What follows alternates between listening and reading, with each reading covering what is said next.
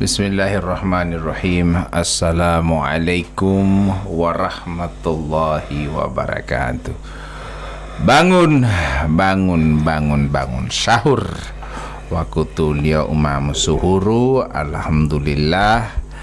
Alhamdulillahi rabbil alamin. Wassalatu wassalamu ala asrafil anbiya'i wal mursalin wa ala alihi wa sahbihi ajma'in. Pendengar Tato Cahaya FM maupun yang di Poliamatov FM yang sama dirahmati Allah Subhanahu wa taala. Sudah memasuki hari yang ke-14, insyaallah kita tetap dalam lindungan Allah Subhanahu wa taala. Lindungannya tidak hanya pada kita melaksanakan ibadah puasa saja, tapi dengan berbagai macam amalan-amalan di dalamnya. Insya Allah kita mampu mengerjakan segala perintah Allah yang diwajibkan maupun yang disunahkan kepada kita sekalian. Umalobong lo suruh betiau nggak ada bobileh maat yang di tetangga rupa yang di depan rumah, di belakang rumah. Insya Allah semua sudah pada menyala lampu di rumah masing-masing, pertanda mereka sementara melaksanakan sahur. Betiati Ustadz betiai isong aja po boyolam bisa latih pelulah tali Ustadz pertama meningkahi betiati Ustadz insya Allah. Assalamualaikum. Lah tadi mah undangnya lah pun masalah salam buti Ustadz. Waalaikumsalam. Umur panjang biasa kalau orang bilang karena begitu toh. Baru ada cuma kesannya penama so datang kamar dia. Alhamdulillah tuh Ustadz, ini Ustadz kita orang so di hari yang keberapa nih Ustadz ya? Hari yang ke-14. Ya. Pertanda lobo mamo kuno. Nah, insya Allah buti hari ke-14 seperti ini sedikit lagi so di puncak. Ya. Puncak kemenangan. Artinya atau puncak kita mau tuh mau hela mau tak itu mah ringan-ringan. Udah halo mehulu toh. Nah, itu karena ya nanti kita orang bahas selanjutnya itu, tapi kita kepada topik sebab-sebab turunnya keberkahan. Tafadhal Ustaz ya. Baik. Bismillahirrahmanirrahim. Assalamualaikum warahmatullahi wabarakatuh. Waalaikumsalam. Alhamdulillahi rabbil alamin wal aqibatu lil muttaqin wa la udwana illa 'alal zalimin. Asyhadu an la ilaha illallah wahdahu la syarikalah wa asyhadu anna Muhammadan 'abduhu wa rasuluhu la nabiyya ba'dah. Allahumma salli wa sallim wa zid wa barik ala sayyidina Muhammadin wa ala alihi wa sahbihi wa man sara ala nahjihi wa iktafa atharahu ila yaumi al-qiyamah. Para pendengar Poliama Top FM Gorontalo dan juga Cahaya FM Boalemo yang insya Allah kita semua dimuliakan oleh Allah Subhanahu wa taala. Alhamdulillah kita bersyukur kepada Allah. Pada pagi hari ini Allah Subhanahu wa taala masih mempertemukan kita di tempat ini, di tempat yang penuh mubarakah, di waktu yang penuh mubarakah, di waktu sahur, yang dimana orang-orang soleh itu mencari waktu sahur seperti ini. Yang kata Allah dalam Al-Quranul Karim bagaimana sifat-sifat orang soleh ketika waktu sahur, wabil asharihum yastaghfirun. Pada waktu sahur mereka memperbanyak beristighfar kepada Allah Subhanahu wa taala. Jadi waktu sahur bukan hanya saja makan. Ketika bangun dari tidur, kita bangun jam 3, usahakan kita mempersiapkan diri kita dulu, kita menghadap kepada Allah, kita sholat malam, kita memperbanyak bacaan Al-Quran sambil menanti waktu sahur sebenarnya, yaitu kurang lebih lagi 15 jam 4 sampai selesai kita menghabiskan santapan sahur kita. Amin. Para pendengar yang dimuliakan oleh Allah Subhanahu wa taala, kita akan lanjutkan masih dalam pembahasan tentang orang-orang atau sebab-sebab kita mendapatkan keberkahan dari Allah Subhanahu wa taala, yaitu adalah dengan kita berbakti kepada kedua orang tua. Sebagaimana yang saya sering sampaikan, tidak ada mantan anak. Tidak ada mantan guru. Tidak ada mantan orang tua. Tidak ada mantan ayah, tidak ada mantan ibu. Artinya apa? Bahwa walaupun broken home, Nah, walaupun itu Ustadz broken home apa namanya, rumah tangganya sudah pisah antara suami dengan istri Terpulepe. terhuee. Ya. Terpulepe dan terhuee. Ya. Maka pada saat itulah ketika sudah bubar rumah tangga, ya, kita sebagai anak cukup orang tua yang berpisah. Tapi tidak ada mantan ayah, tidak ada mantan ibu. Kalau mantan ayah kepala desa lu. Ayah anda itu. Ya. Jadi maksudnya apa? Kadang-kala kan begini, ada anak yang dikompori oleh orang tuanya. Jangan pergi panganap papa itu jahat. Begitupun sebaliknya, misalnya anak sama DP papa, jangan pergi panganap mama nganap mama itu jahat. Ya. Kurang ajar. Biasa kan begitu. Dikompori anaknya untuk membenci kepada kedua orang tuanya. Ya, kita sebagai anak cukuplah kita hanya menonton. Dalam artian biarlah mereka bubar. Tetapi orang tua walaupun sejahat apapun dia, seburuk apapun dia adalah orang tua kita. Ya, walaupun mereka bubar, maksudnya keluarga mereka bubar. Ya, suami istri mereka sudah tidak lagi suami istri. Tetapi kita sebagai status anak, kita tahu siapa ayah kita datang kepadanya. Kita tahu siapa ibu kita datang kepadanya. Karena tugas kita bukan ikut campur dalam rumah tangga mereka, tapi tugas kita apa? Berbakti sama kedua orang tua, walaupun orang tua kita sudah bubar rumah tangganya. Ya, perintahnya dalam Al-Quran, wa'budullaha wa la tusyriku bihi syai'a wa bil walidaini ihsana. Jadi birrul walidain itu beda dengan khair. Bir itu lebih tinggi. Ya, birrul berbakti kepada kedua orang tua. Birrul walidain itu lebih tinggi. Jadi bir dengan khair itu kan dua-dua kebaikan. Bir itu juga kebaikan, ya, dan al khair juga itu kebaikan. Tapi bir itu lebih tinggi. Makanya kenapa kalau khair itu sifatnya umum, tetapi bir itu khusus kepada kedua orang tua. Jadi tidak ada birrullah, tapi tidak ada birrul sadiq, berbakti kepada tetangga, kepada teman. Tapi yang ada itu apa? Berbakti kepada kedua orang tua. Khusus kata bir itu khusus kepada birrul walidain, berbakti kepada kedua orang tua. Ustadz, ini kan bulan suci Ramadan. Sebab-sebab keberkahan Allah Subhanahu wa Ta'ala adalah kita berbakti kepada orang tua. Iya, betul. Nah, seandainya kita puasa bagus, kita punya ibadah bagus, tapi kemudian kita tidak berbakti kepada orang tua, berarti puasa ini tidak terima atau bagaimana, Ustadz? Oh, jelas itu adalah dosa besar. Ya, artinya puasa kita, sholat kita, ngaji kita, puasa semua kita tetap sah. Ya, tetapi di samping itu juga kita menuai dosa. Ya. Menuai dosa disebabkan karena kita durhaka kepada kedua orang tua kita. Ya, suatu ketika di zaman Nabi Muhammad SAW, Nabi mengatakan apa? Ijtanibu sab'al mubiqat, jauhilah kalian 7 dosa yang membinasakan. Para sahabat bertanya kepada Nabi, wahai Nabi, wa ma hunna ya Rasulullah, apa itu 7 dosa yang membinasakan? Kata Nabi Muhammad SAW apa? Isyraku billah, pertama berbuat syirik kepada Allah, dan yang kedua apa? Durhaka kepada kedua orang tua. Jadi dosa yang kedua yang terbesar setelah berbuat syirik kepada Allah apa? Durhaka kepada kedua orang tua. Sampai-sampai ketika Nabi khutbah itu pernah ditanya oleh malaikat Jibril, bagaimana sejarahnya saya. Oh iya, ketika dia naik tangga. Iya, naik tangga ya. Naik tangga 3 kali. Iya. Ya. Dan mimbar itu kan 3 tangga. Jadi 3 itu Nabi mengucapkan amin 3 kali. Amin. Bayangkan, yang setelah diteliti, siapa yang mendoakan? Malaikat Jibril. Yang mengaminkan siapa? Rasulullah. Bagaimana mungkin doa tidak akan dikabulkan oleh Allah? Karena yang mendoakan makhluk yang mulia.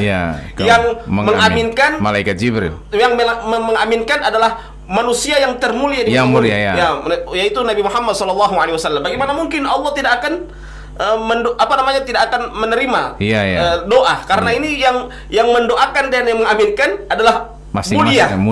Jadi makhluk yang mulia dan orang yang termulia, yaitu Rasulullah SAW. Apa doanya? Ya Allah, jangan terima, ya. Kata Nabi Muhammad SAW, atau kata doa malaikat Jibril apa? Rogima anfun, ya. Celakalah seseorang ayak bila abawaihi falam yubirra alaihima, ya. Celakalah seseorang ketika dia berjumpa dengan kedua orang tuanya tapi dia tidak berbakti kepadanya. kepada mereka berdua. Ini celaka. Celaka. Kata Rasulullah, amin. Amin. Dikatakan amin oleh Rasulullah SAW. Jangan sampai kita termasuk orang yang celaka, yang diaminkan oleh Rasulullah SAW, yang didoakan oleh malaikat Jibril. Disebabkan karena apa?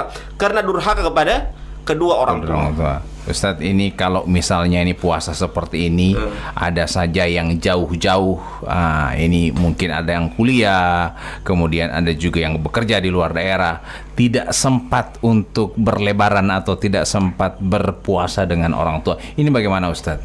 Taib, soal berpuasa dan tidak itu adalah hal yang tidak mengapa, asal jangan menyakiti. Iya. Apa artinya kita dekat dengan orang tua, kemudian pendidikan kita terbengkalai, ya, itu sama saja juga menyakiti. Tapi kalau misalnya bekerja di luar daerah misalnya Ustaz, kemudian orang tua mualim pemayo uti, pen bome mau suruh poli mama 1-2 hari baru pulang. Ini bagaimana? Boleh, yang penting diizinkan oleh pimpinannya, oleh bosnya. Kalau tidak diizinkan tidak boleh. Harus disampaikan ke orang tua. Ke orang tua, kita sampaikan baik-baik bahwa mohon maaf ibu, bapak, bahwa pimpinan saya tidak mengizinkan saya. Ya, tidak durhaka itu kita sama orang tua kita kalau seperti itu. Oh tidak, kan kita menyampaikan. Yang dikategorikan durhaka itu ketika kita yang menentang. Ini kan bukan kita yang menentang. Kita kan hanya menjalankan perintah pimpinan kita. Ya, itu bukan durhaka. Durhaka itu apa? Kita yang menentangnya. Ya, kita yang tidak sepakat dengan orang tua kita menentang. Itu namanya durhaka. Tapi kalau kita hanya menyampaikan dan cara penyampaian kita adalah cara penyampaian yang sebaik mungkin, maka itu tidak termasuk durhaka. Tapi biasa juga mau dekat Ramadan itu biasanya kantor libur. Ini bisa digunakan untuk pulang kampung dulu. Ya. Jangan sampai. Atau sehari sebelum bisa pulang kampung. Karena biasa juga kalau sehari sebelum libur juga pada tidak stabil juga kantor. Kadang tinggal 1-2 orang juga yang masuk kantor. Iya. Nah sekarang yang dikategorikan sebagai orang tua ini, apakah ti mama mantu, oli papa mantu itu juga termasuk orang tua kita atau bagaimana Ustadz? Kalau kita sudah menikahi anaknya, berarti dia juga adalah orang tua kita. Tapi beda statusnya orang tua kandung dengan orang tua mantu. Iya. Beda. Jelas yang paling tinggi adalah orang tua kandung jelas itu. Ya, tapi bukan berarti mentang-mentang kadang-kadang kan demikian. Kadang-kala kalau sudah nikah, yang diperhatikan DP anak, DP orang tua dia tidak perhatikan. Ya, ini kan juga hal yang kurang bagus. Usahakan ketika dia memperhatikan kepada anaknya juga perhatikan kepada kedua orang tuanya, ya. Minimal lah diperhatikan baik-baik, bagaimana tidak mesti harus dengan uang. Memperhatikannya tidak mesti dengan uang. Minimal dengan perhatian, dengan kita memberikan perhatian kepada orang tua mantu kita, ya. Maka ini sebuah hal yang sangat baik. Iya. Nah ini mengenai posisi ini Ustadz ya. Kalau misalnya anak laki-laki lebih patuh kepada istrinya atau kepada orang tuanya? Kalau ya istri yang kami tahu Ustadz, istri kan harus patuh kepada suaminya. Nah sekarang kalau suami, apakah dia patuh? Misalnya semua pulang kampung ini, so ada libur dari orang tua, dari kantor misalnya, dan DP anak ini, DP pai tua ini, kasihan mau suka pulang, mau balik apa ti, ajus dulu kuti orang, ti anak yang istrinya ini mengatakan, ponap mai deh kampung, pikir dulu pak kita pe orang tua dulu. Ini masuk tumpang tini begini bagaimana Ustadz ya? Begini ya. Jadi ini kalau masalah pulang kampung ini kadang-kala biasanya kan perselisihan di kalangan rumah tangga. Apa namanya papan tangga. Ada yang batarik pada pe suami pe kampung, ada yang batarik pada pe istri pe kampung. Artinya begini, kita orang tako akan dinilai durhaka. Ambillah di memilih mengudlah ataliti. Itu yang kita mengatakan. Ya, jadi tinggal dimusyawarahkan. Kalau biasanya saya digulir. bergilir. Sahur bersama Pak Ente, hari raya bersama Pak Ana. Jadi berbagi. Mau pilih mana? Sahur bersama Pak Ente atau Pak Ana? Atau jadi tinggal berbagi. Mau pilih mana? Mau giliran sahur bersama? Maksudnya sahur bersama pertama atau hari raya bersama? Mau pilih mana? Ya, tinggal dibicarakan. Baru dipahamkan juga orang tua. Kita ini sudah rapat di kalangan keluarga kita bahwa kalau kami memilih sudah saling mengacak memilih yang mana, sudah saling undi. Iya. Jadi ada yang pilih untuk sahur pertama di rumah perempuan atau di rumah istri, ada yang sahur pertama di rumah suami, ataupun sebaliknya ada yang hari raya di di rumah istri atau hari rayanya di rumah suami. Ya, tinggal kesepakatan mana yang disepakati. Sehingga pada saat kita datang, kita memahamkan bahwa ini hasil kesepakatan kita, supaya tidak ada durhaka di antara kita sebagai anak. Kita hanya datang berbagi waktu, berbagi kesempatan kita bersama orang tua kita. Ya, ini kesempatan kita ketika kedua orang tua kita atau orang tua kita masih hidup. Ya. Nah, kalau misalnya semeninggal, apa yang harus kita orang bikin sebagai anak? Makanya kalau Uwais Al-Qarni itu termasuk mustajabud doa. Orang yang dikabulkan doanya oleh Allah Subhanahu wa taala. Di antara sebabnya karena apa? Karena dia berbakti kepada kedua orang tuanya. Itu sebabnya. Nah, ketika orang tuanya telah meninggal dunia, beliau itu menangis terisak-isak. Ditanyakan kepada beliau, "Wahai Uwais Al-Qarni, mengapa engkau menangis?" Apa dia katakan? "Saya menangis bukan karena ditinggalkan oleh kedua orang tua saya, tapi saya menangis karena kehilangan dua hal. Yang pertama, kehilangan doa yang mustajab." Makanya kalau ada masalah, kalau kita mau turun dari rumah, usahakan yang pertama kali kita minta apa sama orang tua, sama dengan guru tadi, yang kemarin kita bahas, bahwa kita minta apa kalau sama guru, kita minta bahwa agar diberkahi ilmu yang telah diberikan kepada kami. Kalau orang tua kita minta apa? Tolong doakan anakmu, yang akan melaksanakan atau melakukan perjalanan atau bekerja. Tolong doakan dengan doa-doa yang terbaik di setiap sholat, di setiap waktu, karena orang tua itu adalah orang yang mustajab doanya. Jadi Uwais Al-Qarni itu menangis karena apa? Karena dia kehilangan dengan doa yang mustajab. Yaitu dari orang tua. Itu mau itu Ustaz ya. Yang kedua, dia kehilangan ridho dari orang tua.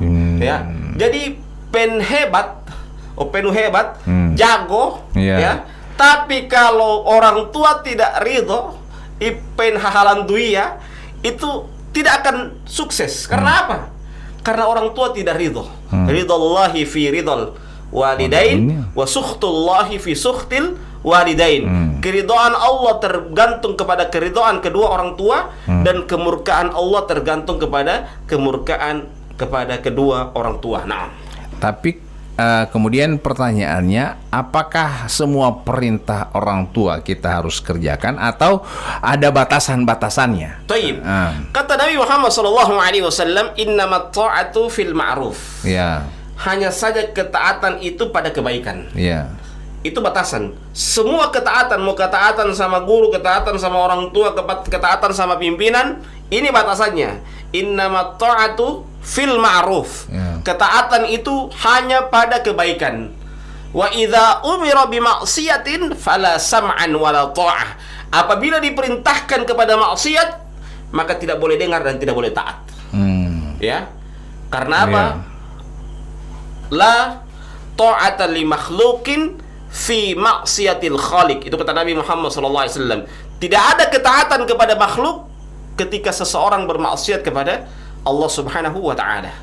Jadi tidak ada ketaatan kepada makhluk. Tidak boleh kita taat kalau kita bermaksiat kepada Allah dan Rasulullah Sallallahu Alaihi Wasallam. Nah, ada pernah yang bertanya pas saya Ustadz. Dia tanya pas saya begini Ustadz. Bali molotov itu merokok ini dibolehkan dalam agama atau tidak? Kira-kira menurut Ustadz lalu jawaban li. Taib, molotov pada saat apa ini? Artinya bukan puasa atau totopo ini, artinya ke sehari misalnya lapatom buka molotov. Ini bagaimana? Apakah ini boleh atau tidak boleh? Taib. Kata Nabi Muhammad SAW, man akala thuban au basalan fala yaqribanna masjidana fa innal malaikata tata'adza kama yata'adza banu Adam.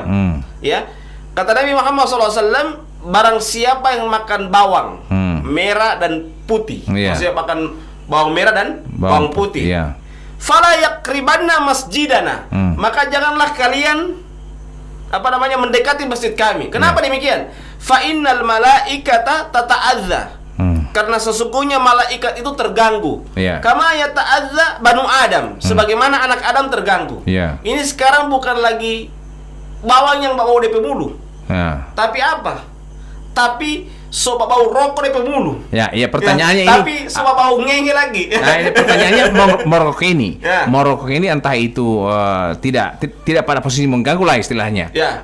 Jelas Keseharian. akan mengganggu. Nah, dia pada posisi mengganggu, misalnya enggak mata toto pato ilenge atau misalnya toto Ustaz, artinya kan tidak mengganggu. Ya. Apakah boleh merokok ini sebenarnya? Rokok untuk Artinya untuk DP diri sendiri, untuk supaya biasa kan habis buka baroko, tidak mengganggu orang ini, apa merokok itu boleh? jelas itu hukumnya haram. Namanya yang merusak diri kita itu adalah hukumnya haram. Nah, itu makanya saya hubungkan dengan pertanyaan orang tua. Nah, wan misalnya ti sebem italihau. Sebagai anak kita orang memberikan, ketika kita orang berikan itu takut, bom yang meracuni oleh papa uti Ya. Ketika kita orang tidak berikan, ambil aja, ambil potali hau, potali amti papa. Begini, ini bilang ke pertanyaan. sana begini, daripada bila akan mau potali hau, mendingan saya bila akan rampa-rampa juga bila akan ikan. Mana yang lebih enak, bili rokok atau bili ikan? Begitu atau potali hau pale, apalagi pale mahal odi.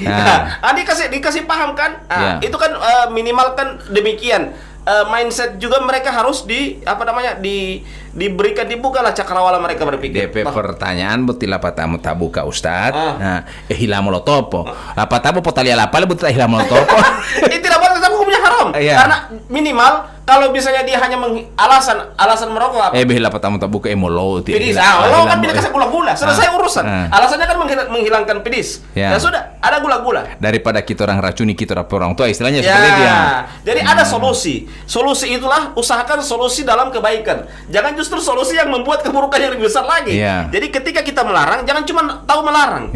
Usahakan ada solusi yang kita berikan kepada orang tua kita. Kadang-kadang orang bilang, oh rokok hukumnya haram. Kalau barang NTP orang tua suruh beli rokok, ente tidak memberikan solusi. Minimal dia suruh beli rokok, beli karet di kamar dan gula-gula. Kalau alasan mau pilih kenapa gula-gula ada, maka kesannya itu gula-gula. Kan begitu. Iya. Jadi ada solusi ketika dia tidak bisa kalau kita melarang dia untuk merokok, kita berikan solusi dengan makan gula-gula. Hanya untuk menghilangkan pedis yang ada pada mulutnya. Iya, yang dia suruh beli ini rokok bukan gula-gula Ustaz. Tapi insya Allah dengan ada anak yang menasihati seperti itu, insya Allah orang tua tidak akan merokok lagi. Dan menasihat yang paling mustajab itu nasihat anak. Ya. Kadang-kala orang tua dia tidak mau dengar orang lain. Betul. Tapi kalau anak yang bakal nasihat, pasti dia akan dengar. Kalaupun misalnya bapak butuh itu orang tua. Pulang di kamar dia pasti dia pikir-pikir. Betul juga izin kita anak ada kasih sampai pada kita ini walaupun kita berat untuk meninggalkan. Ya, pasti dia akan merenung. Tidak mungkinlah seorang anak mencelakai kepada orang tuanya. Tidak mungkinlah. Anak yang mana yang yang mau mencelakai orang tuanya tidak mungkin. Begitupun sebaliknya tidak mungkinlah. Jadi ketika anak melarang sesuatu itu, pasti anak itu apalagi dia tahu kabar ini anak ada kuliah. Masa DP anak ada kuliah kemudian ada pendidikan tinggi kemudian kasih celaka dari orang tua, tidak mungkin lah seperti itu. Jadi kalau misalnya ada anak yang memberikan solusi dengan gula-gula, atau malam itu gula-gula. Kan alasan kan bukan hilang pedis kan seperti itu. Jadi hanya sebagai contoh saja kan, bisa saja ada hal-hal lain yang justru mudaratnya ada, kemudian potalelio lo wala abeti, artinya akhirnya ada dongkol pak orang tua hati bahwa akhirnya anak ini jadi durhaka. Durhaka tiambil pitali ala hau pitali ala artinya jadi itu seperti tadi sebagaimana dalam hadis Nabi Muhammad SAW, innamat ta'atu fil ma'ruf. Hanya saja ketaatan itu pada kebaikan. Jadi ketaatan itu pada kebaikan saja. Ya, la ta'ata li makhluqin fi ma'siyatil khaliq. Tidak ada ketaatan kepada makhluk dalam bermaksiat kepada Allah Subhanahu wa taala. Tayyib. Nah, ini Ustadz, bagaimana dengan anak-anak kasihan yang tidak ada orang tua? Caranya berbakti kepada kedua orang tua bagaimana Ustadz? Pertama kan kita disyariatkan untuk berdoa. Rabbighfirli walidayya warhamhuma kama rabbayani shaghira. Iya. Karena kalau banyak orang tua yang maksudnya untuk seluruh orang tua, biasanya kan sigara. Ya, itu kalau bentuk jamak. Kalau bentuk mufrad atau bentuk tunggal, kama rabbayani shaghira. Karena biasanya imam itu kan pakai rabbauna sigara itu. Sigara itu karena dia bentuk jamak. Karena dia bukan cuma berdoa dari orang tua sendiri dia. Berdoa juga untuk orang tua untuk jamaah yang lain yang di belakang makmumnya. Karena biasanya orang Bumah rubah-rubah lu dua hati Rabbayani sagira otauti ulio rabauna. Rabbauna sigara. Ya rabbauna itu karena dia bentuk jama. Jama. Dia doakan orang tua bersama yang berjamaah di belakang. Makmum juga di belakang. Dia bukan cuma berdoa DP diri sendiri. Dia berdoa juga untuk untuk makmum yang di belakang itu juga untuk agar bisa berbakti mendoakan kepada kedua orang tua mereka. Apalagi kalau makmum yang tidak tahu berdoa. Jadi dibantu oleh imamnya dan makmumnya cukup mengaminkan saja. Nah, itu yang pertama adalah dengan mendoakan. Yang kedua adalah menjalin hubungan yang baik orang-orang yang pernah dekat dengan orang tua kita. Misalnya ada teman dekat, kita tahu dia teman dekatnya. Ya. Kadang juga kita sebagai anak diajak oleh orang tua kita untuk pergi ke rumahnya. Ya. Kita jalin. Ya. Kita jalin. Ada beberapa teman saya bukan berarti misalnya ti papa pernah bahugel dan ti tate itu apa dekat. Buat dia jadi itu jadi hubungan kalau bagian menjalin hubungan bahaya lain itu kan itu Ustaz bilang tadi menjalin hubungan bukan apa namanya ini bukan yang menjalin hubungan turun ranjang ini kalau begini jadi itu Ustaz ya kan menjalin hubungan silaturahmi ya kedua loh. Jadi yang dimaksud ini mungkin ada rekanan kerja rekanan kerja atau misalnya orang yang teman akrabnya. Ya, ada majelis taklim yang pernah diisi.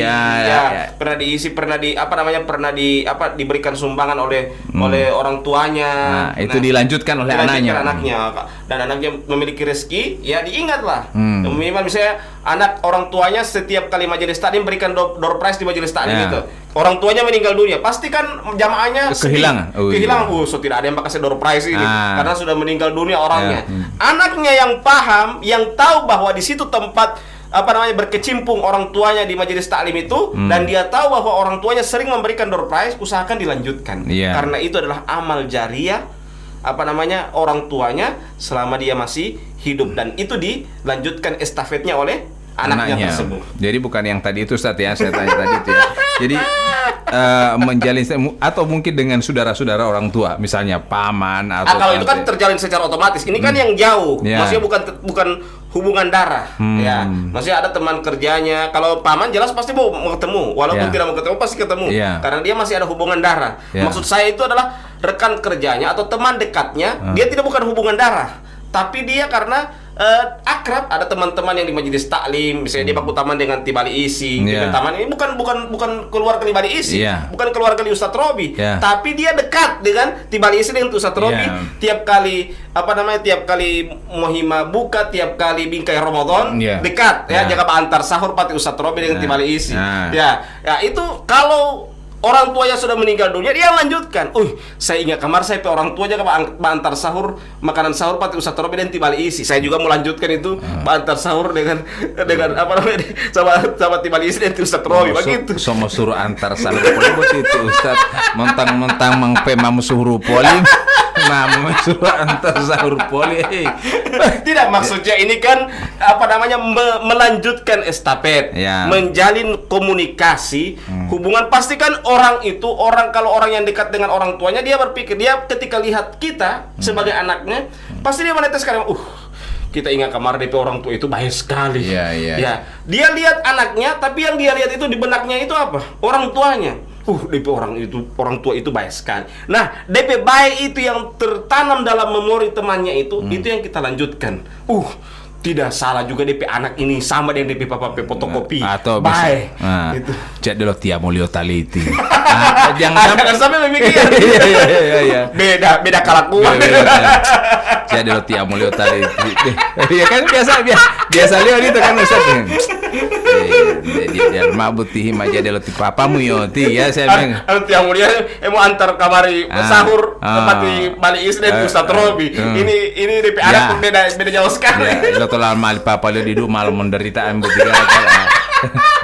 Biasa kan begitu. Jadi lo tiap mulio taliti ya. Baik, kita sudah memasuki jam 4 Ustadz. Insyaallah kita tutup dengan membacakan doa kafaratul majelis. Subhanakallahumma wa bihamdika asyhadu an la ilaha illa anta astaghfiruka wa atubu ilaik. Wassalamualaikum warahmatullahi wabarakatuh.